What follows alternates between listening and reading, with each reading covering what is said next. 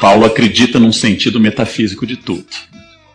Atemporal, anterior a tudo, e que estabelece que cada coisa que acontece, seu naufrágio, sua ida para Malta, sua chegada a Roma, sua queda a caminho de Damasco, tudo tinha um plano obscuro por um certo caráter meio Parkinson de Deus, que escreve certo por linhas tortas. Tudo tinha sentido, tudo tinha destino e tudo tinha vetor. E vou lhe dizer, mais uma vez reconhecendo, mais um espaço de inveja. Eu já disse isso para todos que me conhecem. Eu invejo genuinamente quem tem essa crença. E gostaria muitíssimo de tê-la. Falar que talvez tenha alguém nos assistindo que não tem religião nenhuma e que não aceite Deus. Eu vou citar para você duas perguntas que eu não vou extrair da Bíblia, tá bom? Você talvez não aceite a Bíblia como palavra de Deus. Vou falar de duas perguntas de Shakespeare. Uma está no Hamlet, outra está no Rei Lear.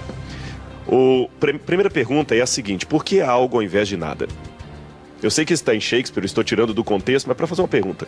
As coisas existem, mas se no passado, antes do Big Bang, vamos colocar o Big Bang, não havia nada, do nada, nada se produz. 0 mais 0, 0. Nada mais nada é igual a nada. Se antes não havia nada, por que há algo hoje? O universo começou. Por que há algo ao invés do nada? Segunda pergunta: por que a música ao invés de ruído? As coisas existem. Isso já é um mistério. Se não existe Deus, por que as coisas existem? E segundo, elas existem de maneira organizada. Elas se interdependem. A beleza, a harmonia. Por que a música ao invés de ruído? Se não há Deus, eu devolvo essa pergunta para você. Todos na mira? Agora é você que está na mira. Se não há Deus, por que há algo ao invés de nada? E por que a música ao invés de ruído? Eu gostaria que você também respondesse essa pergunta, caso você não aceita que existe um Deus. Mas, de maneira geral, na história humana, não há nenhuma sociedade, nenhuma, em que a presença de crenças não tenha sido possível. Existe também, é óbvio, a possibilidade de não ter esse tipo de crença. Por outro lado, a ideia de religião em si, ela é algo que é muito recente, né, no nosso tempo histórico. A organização de cultos, de ideias, de pessoas. Por isso, de novo, acredito eu numa força, que a vida não é uma banalidade, sem dúvida. Pode chamá-la de Deus? Acredita em uma força, então, Sim. superior. Pode chamá-la de Deus? Posso. O Daniel não chamaria. Né? Portanto, a lógica em si é a lógica da pessoa. Ela variará. Não há nenhuma obrigatoriedade. Só um adendo. Existe um grupo de indígenas brasileiros que foi estudado por um antropólogo, me escapa o nome agora, depois eu posso dar as referências, que não possui crenças em seres metafísicos. É uma exceção conhecida. Eu não conheço. O que te leva a não acreditar em Deus? Claro. Nunca se achou, o senhor é arqueólogo, nunca se achou uma tribo indígena de ateus? Não. Nenhuma tribo, nem indígena, nem não indígena. Só um adendo. Existe um grupo de indígenas brasileiros que foi estudado por um antropólogo, me escapa o nome agora, depois eu posso dar as referências, que não possui crenças em seres metafísicos. Todas foram... John Ryan estudou toda a origem da religião, não encontrou nenhuma até hoje. Alguns falam, não, uma vez um debatedor estava com Mário Sérgio Cortella, falou assim, não, tem uma tribo que foi mapeada, eu não conheço, eu também desconheço. Onde é que estão os documentos, os artigos antropológicos que comprovem uma tribo, uma etnia ateia na sua cultura? Isso não existe. O ateísmo é uma criação da modernidade. Embora sempre houve, claro, ateus desde a época de Górgias, pessoas que negavam a religião, estou falando lá dos gregos, mas de maneira sistematizada o ateísmo é um movimento moderno. Sempre houve ateus, mas o ateísmo como movimento, ele é moderno. O que te leva a não acreditar em Deus? Essa é uma excelente pergunta, porque os ateus, na verdade, pensam no contrário. Especialmente porque as crianças não nascem com crenças metafísicas. As crenças, na verdade, todas elas, essas crenças de ordem religiosa, elas são adquiridas e geralmente impostas às crianças, né? As crianças, às vezes, não sabem nem falar direito e estão aprendendo a rezar.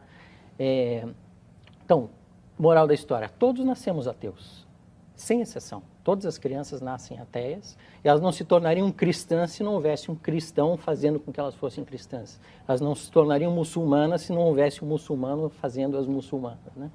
Então, as pessoas nascem ateias e, a menos de alguma força contrária, elas continuarão sendo ateias grande parte da sua vida ou a sua vida inteira, que é o meu caso. Então, eu nasci ateu e tive a felicidade de não ter pais que me impuseram crença nenhuma. Eu comecei a pensar sobre o assunto por mim mesmo, quando eu achei conveniente.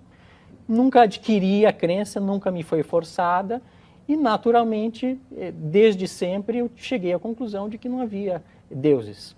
Porque todos os estudos linguísticos e paleolinguísticos feitos até hoje, sem exceção, comprovam que a língua humana só pode vir por aprendizado. Se um ser humano passar o período da lalação, o que é a lalação? É quando a criança está assim, babá, mamãe, que é a lalação. Se a criança não aprender a falar naquela época, ele nunca mais aprende a falar. Isso é interessante. Os homens, os meninos lobos foram criados por animais e depois são resgatados na fase adulta, nunca falaram. Se a linguagem humana, raciocínio comigo vocês têm em casa, se a linguagem humana só pode ser fruto de aprendizado, isso não é uma teoria, é uma coisa quase certa, não há como explicar a linguagem humana pela evolução das espécies. Os próprios evolucionistas admitem isso. Se a linguagem humana vem por aprendizado, como o homem começou a falar? Quem o ensinou? É um problema que eu tenho com a evolução. Uau, eu nunca tinha ouvido. Mas tem até um documentário que você pode assistir, L'Enfant Sauvage. Apesar do nome em francês, aqui tem com legenda. L'Enfant Sauvage seria as crianças selvagens. Que são essas que foram encontradas? Exatamente, foram criadas por lobo. Tem muitos casos de crianças criadas por animais na Índia, né, por exemplo. E essas crianças, mesmo que elas vieram para o convívio humano, não aprenderam a falar mais. Nunca mais? Nunca mais. Nunca mais. Não aprende a falar. A fase da fala tem um momento para começar, um momento para ela. Se passar daquilo ali, não aprende mais, mesmo que o fonético esteja todo desenvolvido, mesmo que o aparelho fonético não tenha nenhum problema fisiológico, não aprende a falar. Então o problema é, se o ser humano só pode falar por aprendizado, todos os indícios até hoje, não tem nenhuma evidência contrária a essa, à luz da evolução das espécies, como se evoluiu o fenômeno chamado fala humana. Está vendo que, na verdade, o problema da fé... Essa é forte. Eu vou falar uma coisa que os céticos falam. Eu não tenho fé suficiente para acertar em certas coisas, por isso que eu sou crente. Eu vou falar meio contraditório, pastores. Eu sou crente porque eu sou descrente. É que vocês me entendem. E que tudo posso naquele que me fortalece. Eu gostaria de dizer essas coisas um pouco de caminhoneiro e um pouco sábias. Eu gostaria de dizer ao meu Deus, não que eu tenho grandes problemas, mas ao meu problema que eu tenho um grande Deus. Essa é boa, essa é ótima. Adoro essa. Essa é de caminhão. Essa é de caminhão. Imaginem alguém que lê o texto Pegadas na Areia e acredita que nos momentos mais graves foi carregado no colo. Esta é uma bênção absoluta. E eu digo isso sem nenhuma ironia. As pessoas que têm uma fé genuína, que acreditam que têm a força e enfrentam as adversidades de uma doença e de uma morte, é aquilo que diz meu colega Pondé, a diferença entre que um pensamento científico como o que eu pretendo, infelizmente não seca lágrimas, e o pensamento religioso seca. Se eu frequento um velório de uma pessoa que perdeu o filho, e eu vier com uma reflexão científica, eu só aumento a raiva. Seu filho era uma unidade de carbono, as unidades de carbono tendem a se decompor na Terra com o tempo. Inclusive a senhora também apodrecerá em breve, porque é científico. Nós somos seres limitados, e todas as funções vitais tendem a entrar em colapso com o tempo. O seu só foi antes do tempo, mas vai acontecer com todos aqui. Agora durma bem, senhora. É provável que esta ideia científica agrade pouco. Mas se eu disser, seu filho virou um anjo e foi chamado Deus porque Deus chama os bons primeiro. Seu filho está nos olhando. E eu sinto a sua presença aqui. E ele está bem e descansado. E seu filho vai estar nos esperando num lugar perfeito onde não haverá dor, onde todos reencontraremos. Isto é poderosíssimo, sinceramente. Então Paulo tem aquela ideia de que tudo aconteceu. Ele caiu do cavalo porque alguém lhe disse, Saulo, Saulo, por que me persegue? E ficou cego. E ao bater a cabeça, ao cair do cavalo, ficou cego. E eu, que não tenho essa fé, acredito que ele teve um entumecimento fruto da hemorragia que atingiu o nervo óptico. E quando esse derrame provocou pressão sobre o nervo óptico, ele ficou cego. E quando ele diminuiu essa hemorragia, ele recuperou a visão. E ele passou a pregar. E convicto enfrentou Pedro em Jerusalém sobre a necessidade de cumprir. E quando foi decapitado na porta hóstia, quando foi decapitado e sua cabeça pulou 3 vezes até se transformar numa fonte, onde hoje é a linda igreja de São Paulo Fora Mura, ele acreditou ter cumprido integralmente uma missão, que lhe deu sentido em todos os instantes. Então, Quem tem esse tipo de convicção, gente, não escute o Leandro. Vá em busca dessa convicção. Se tiver outra notícia, depois me traga essa notícia e mande algo dizendo assim que estava certo. E de fato eu concordo com você. Paulo pode acreditar nisso. Tudo posso naquilo que me fortalece. Mas quem pode me enfrentar se eu tenho ao meu lado Deus? Que coisa pode ser ruim para quem tem Deus ao seu lado? Tudo tem sentido. Tudo tem sentido. O grande problema é que algumas pessoas, entre elas eu, não acreditamos nesse sentido. Este é um grande problema.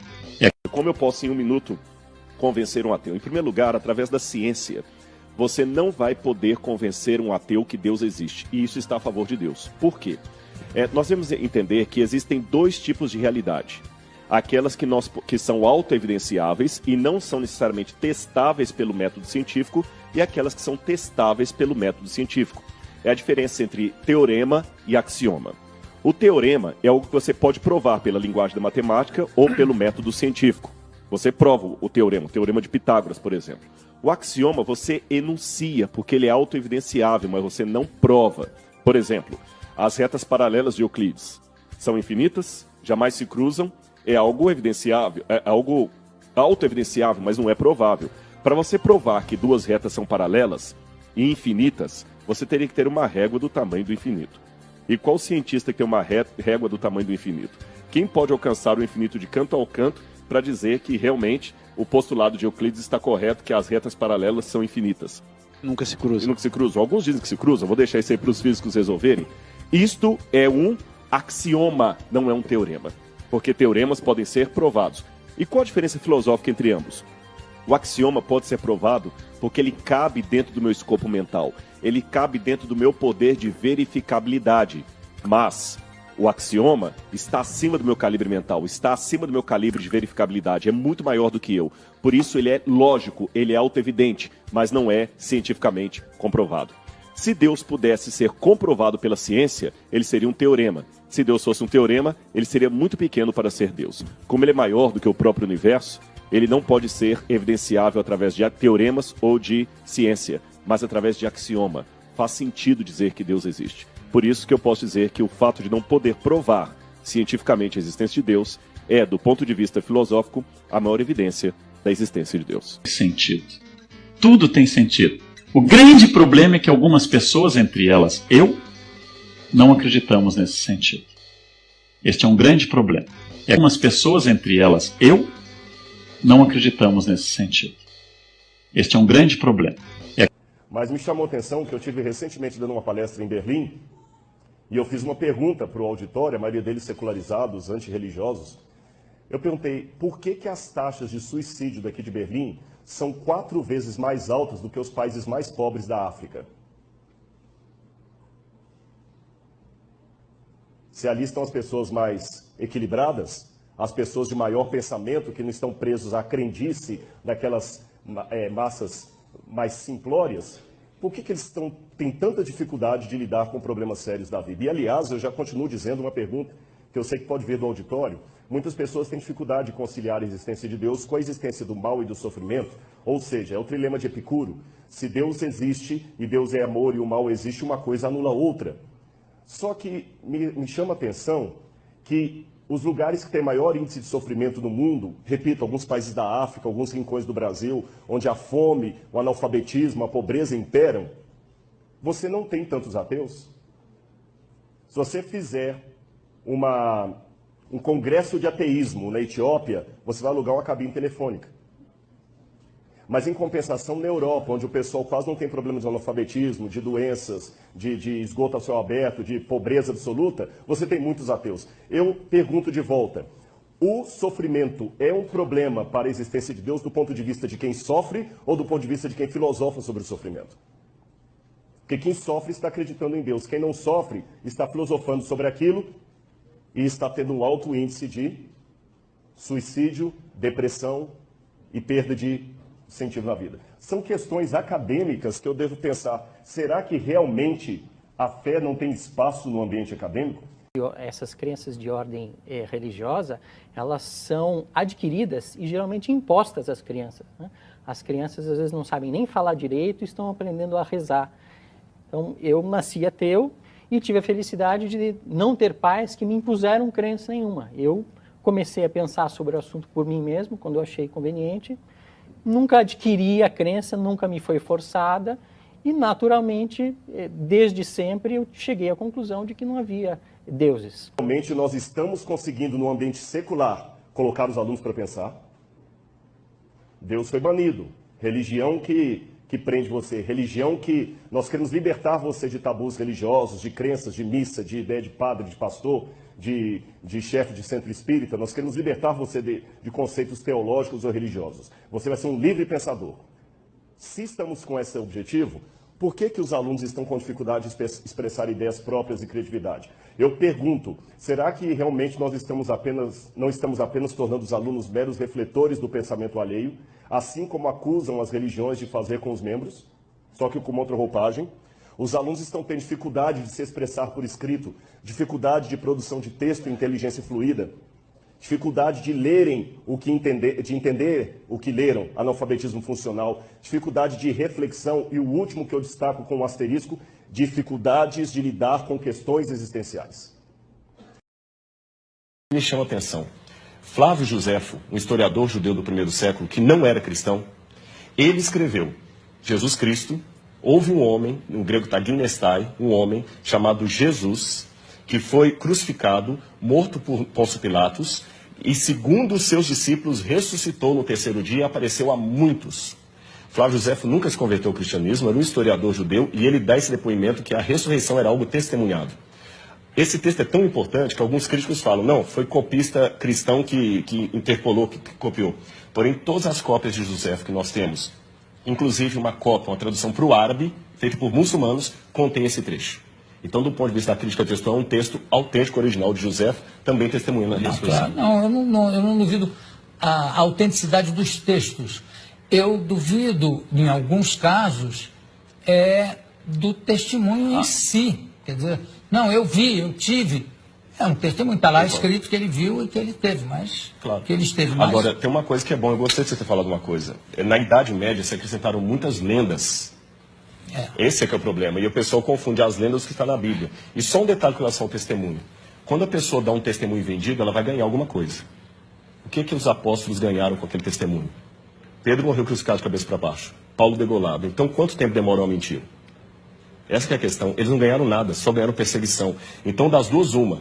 Ou aquele pessoa era muito doido, ou ficaram tão extasiados com aquilo que preferiram morrer a negar o depoimento que eles estavam. Se fosse uma mentira, eles tinham pulado fora. Ninguém ia ficar com Cristo até o final. O único que traiu foi Judas. Os outros ficaram, e até hoje a história está aí, e nem a modernidade conseguiu matar essa brilhante história. A graça e a paz, meus irmãos, né? Como vocês